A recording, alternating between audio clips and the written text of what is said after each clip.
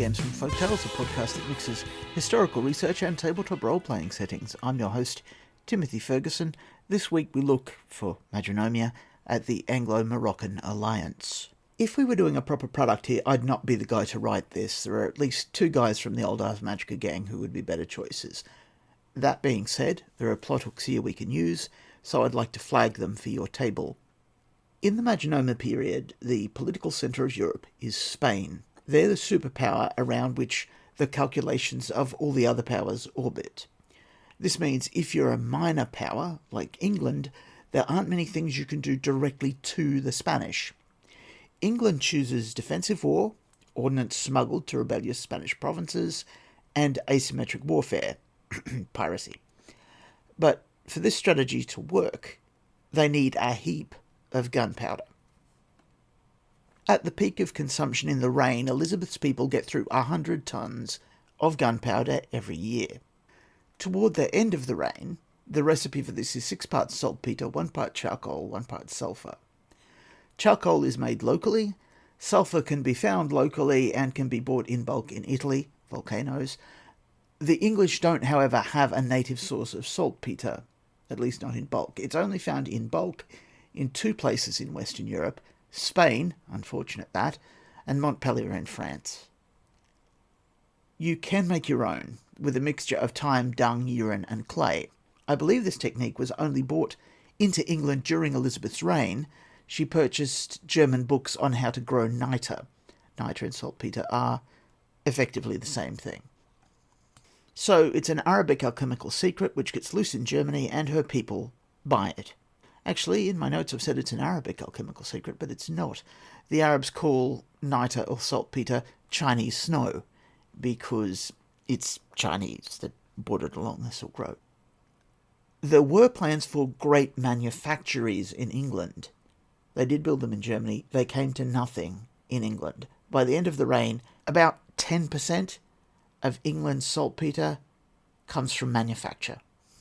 Alternatively, you can grab it where it naturally forms, which is on the walls of caves, cellars, in stables, and in dovecotes, basically anywhere that's dark, dry, and full of animal poop. This is what Elizabeth's people mostly do. Basically, there are licensed saltpetermen who get to raid your barns, and if you don't like it, well, you have to tough it out. By the end of the reign, about 30% of the realm's saltpeter comes from these collectors.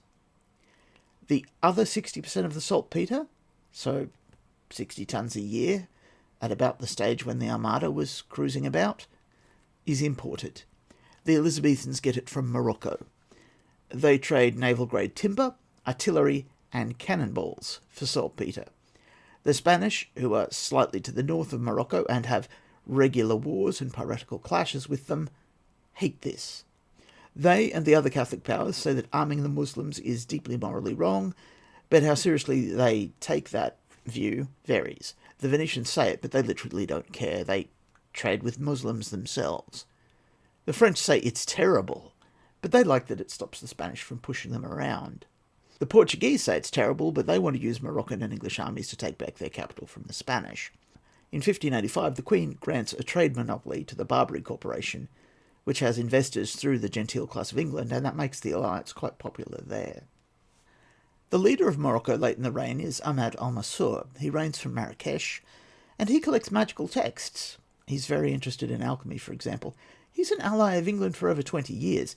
In 1600, he even sends ambassadors to the Elizabethan court. His plan is to maintain the friendship with the English and to draw them into more direct strikes against Spain. Elizabeth doesn't believe he'll cover his side of the deal, which is basically he'll send an army to invade Portugal, which is under Spanish rule, if the English send a fleet to transport them and money to defray costs. He even offers the English a castle in Morocco. They never manage a serious joint operation, but Morocco does continue to provide shelter and resupply for English pirates. As a side note, this is where all the ostrich feathers you see in English heraldry and courtly dress come from. All of them are imported as a secondary cargo from Morocco. Some recent scholarship claims that al-Mansour wanted to settle and conquer the Americas. His empire had recently successfully headed south into the Songhai Empire to ensure its supply of gold. His plan to battle the Spaniards in the New World in concert with English naval power does make an interesting campaign frame. Your saga may vary.